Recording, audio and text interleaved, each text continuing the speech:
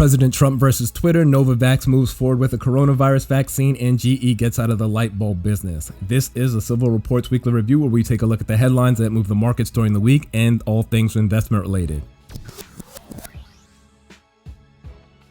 On Monday, the markets were closed in observance of Memorial Day, but on Tuesday, the markets had a great day to start the week. The Dow closed up 529 points, the S&P closed up 36 points, and the Nasdaq closed up 15 points. At one point during the day, the Dow Jones broke above 25,000 and the S&P 500 traded above 3,000. The first time the markets have been at those levels since early March. Optimism surrounding states reopening and an effective COVID-19 vaccine helped push markets up on Tuesday. Novavax announced it began human testing of its coronavirus vaccine candidate, with preliminary results expected in July. Airline stocks rose on increased travel that occurred over the Memorial Day weekend. According to TSA, 348,000 travelers went through TSA checkpoints last week Friday, the highest daily total since March 22nd. A rise in new home sales in April also helped move the markets up. Sales of newly built homes rose nearly 1% in April compared to March, according to the U.S. Census. On Wednesday, the Dow put together a second day of gains of more than 500 points. The Dow closed up 553 points, the S&P 500 closed up 44 points, and the Nasdaq closed up 72 points. Investors continued to be optimistic about a vaccine and life after lockdowns.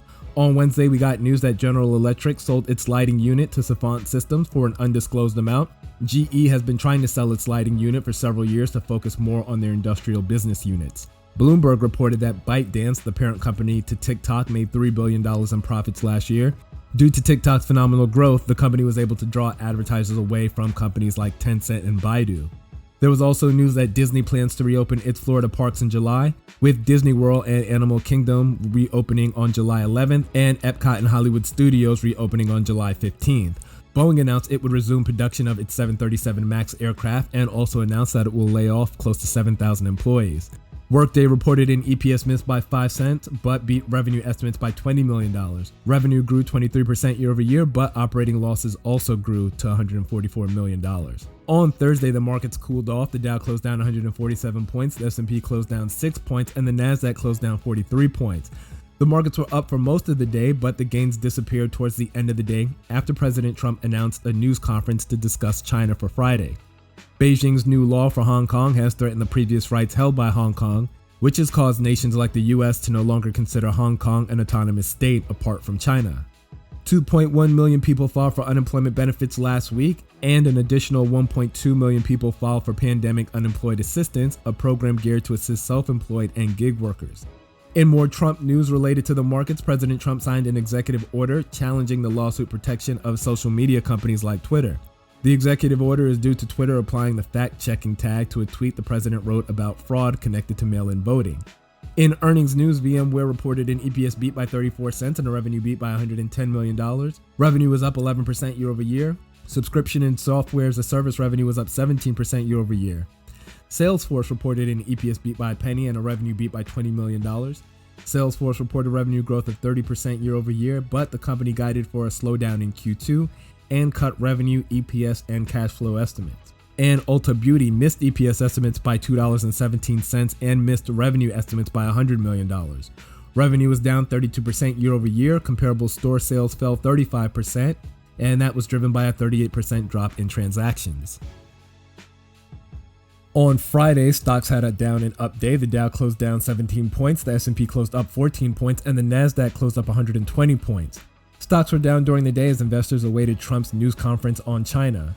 During the conference, the president discussed withdrawing the U.S. from the World Health Organization and revoking the special status that the U.S. granted Hong Kong. The Dow turned positive briefly after the speech, but eventually closed down on the day. In other news, Pfizer stock was down big in after-hours trading due to the company halting research on its breast cancer drug Ibrance. Disappointing results from the drug was the reason the company halted the study.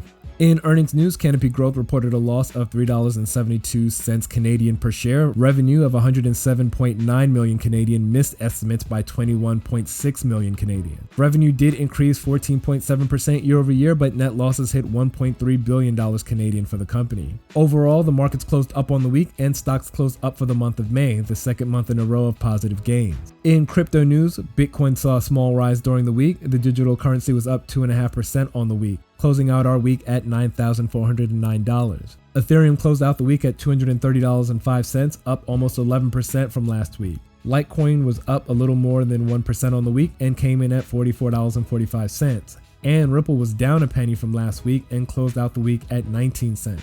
Crude oil continued to rise, closing our week out at $35.32 per barrel, up 10.5% on the week.